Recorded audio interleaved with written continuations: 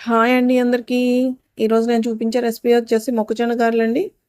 మొక్కజొన్న గారెలు అనేసరికి అందరూ స్వీట్ రెసిపీ అనుకుంటారు. కాదండి. ఇది కారం గారెలండి. ఒకసారి ఈ విధంగా ట్రై చేసి చూడండి. మీ అందరికీ తప్పకుండా నచ్చుతుంది. పైన క్రిస్పీగా, లోపల కొంచెం స్మూత్‌గా చాలా బాగా వచ్చాయండి. టేస్ట్ కూడా చాలా చాలా బాగున్నాయి. ఈవినింగ్ స్నాక్స్‌గా గానీ, టీ టైమ్ స్నాక్స్‌గా గానీ చాలా బావుంటాయి. తప్పకుండా ట్రై చేసి చూడండి. ఇప్పటివరకు మీరు ఈ రెసిపీని ట్రై చేయకపోతే తప్పకుండా ట్రై చేయండి. ఇదిగోండి ముదురుగా ఉన్న మొక్కజొన్న పొట్టలు తీసుకొని ఈ విధంగా గింజలు వలిసి పెట్టుకోవాలండి. దీనికి లేతగా ఉన్న పొట్టలు అంతగా బాగుండవు. ముదురుగా ఉన్న పొట్టలే తీసుకోవాలి. ఈ విధంగా వలిసి పెట్టేసుకొని ఇప్పుడు ఒక మిక్సీ జార్ తీసుకోవాలి. దానిలో 1 టేబుల్ స్పూన్ ధనియాలు, 1 టీ స్పూన్ జీలకర్ర, ఒక 10 వెల్లుల్లి రెబ్బలండి. మీకు గాని వెల్లుల్లి నచ్చకపోతే వెల్లుల్లి ప్లేస్‌లో 1 ఇంచ్ అల్లం యాడ్ చేసుకోండి.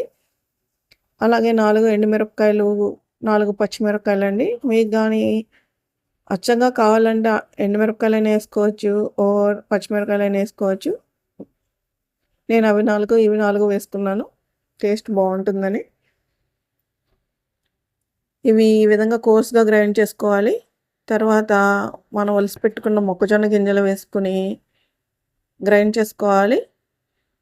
మొక్కజొన్న గింజలు మనకు కావాల్సినన్ని తీసుకుని, దానిలో సరిపడినంత ఉప్పు వేసుకొని గ్రైండ్ చేసుకోవాలండి. మెత్తని పేస్ట్‌లా గ్రైండ్ చేసుకోవాలి.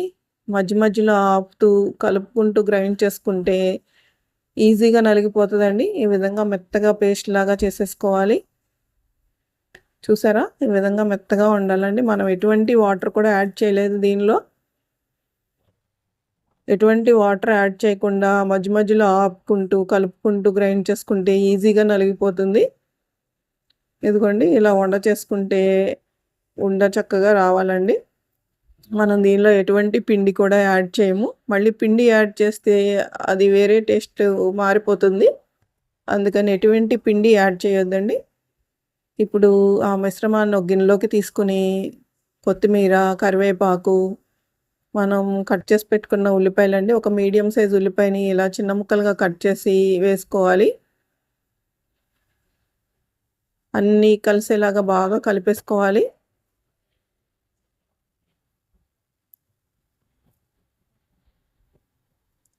ఒక్కసారి ఉప్పు చెక్ చేసుకొని ఉప్పు ఏమన్నా సరిపోకపోతే ఇప్పుడు కలుపుకోవచ్చు.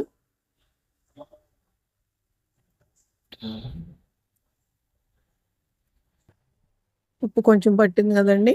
చక్కగా కలిసేలా కలిపేసుకొని, ఇప్పుడు స్టవ్ వెలిగించి కడాయి పెట్టుకొని, మనకు కావాల్సినంత డీప్ ఫ్రైకి కావాల్సినంత ఆయిల్ పోసుకోవాలి. ఆయిల్ వేడైనాక ఇలా మనం చేతి మీదైనా చేసుకోవచ్చండి. కొంచెం తడి చేసుకొని, ఇలా చిన్న చిన్న బాల్స్ లాగా తీసుకొని, ఈ విధంగా ప్రెస్ చేసి మధ్యలో హోల్ పెట్టి వేసుకోవాలండి. ఈ గారెలనేయి పలుచగానే చేసుకోవాలి. చూసారా? ఈ విధంగా ఈజీగానే వచ్చేస్తాయండి. మనం ఎటువంటి పిండి యాడ్ చేయకపోయినా కూడా ఈ గారెలనేది బ్రేక్ అవ్వకుండా ఈజీగా వస్తాయి. ఆయిల్‌లో వేసినప్పుడు జాగ్రత్తగా, నిదానంగా డ్రాప్ చేయండి. నూనె మీద చిందే అవకాశం ఉంటుంది. నిదానంగా వేసుకోండి ఆయిల్‌లో వేసినప్పుడు. ఇదే విధంగా అన్నీ కూడా చేసుకోవాలండి. ఫ్లేమ్‌ని మీడియం టు హై ఫ్లేమ్‌లో అడ్జస్ట్ చేసుకుంటూ ఈ గారెల్ని కాల్చుకోవాలి.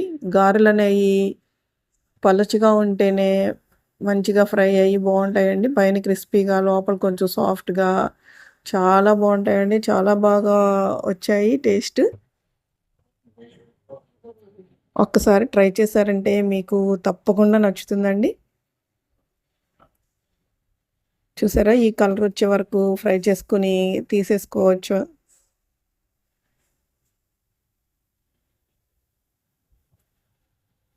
అటు ఇటు తిప్పుకుంటూ మంచి కలర్ వచ్చే వరకు కాల్చుకోండి. ఆయిల్ బబుల్స్ రావటం ఆగిపోతుందండి మంచిగా ఫ్రై అయితే. అప్పుడు తీసేసుకోవాలి.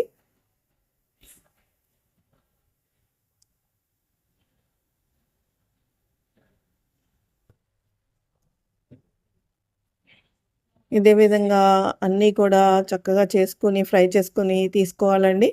చాలా బావుంటాయండి. పిల్లలు స్కూల్ నుంచి వచ్చాక కూడా ఈవినింగ్ స్నాక్స్‌గా చేసి పెట్టొచ్చు. మొక్కజొన్న గింజల్ని ఒలిసి ఫ్రిడ్జ్‌లో పెట్టుకుంటే వారం వరకు కూడా మనకు కావాల్సినప్పుడు వాడుకోవచ్చండి. ఒక్కసారి తప్పకుండా ట్రై చేయండి. మీ అందరికీ నచ్చుతుంది. ట్రై చేసి ఎలా వచ్చిందో కామెంట్ చేయటం మాత్రం మర్చిపోకండి. ఈ రెసిపీ గాని మీకు నచ్చినట్లయితే లైక్ చేయండి, షేర్ చేయండి, సబ్స్క్రైబ్ చేయండి. థ్యాంక్ యూ అండి.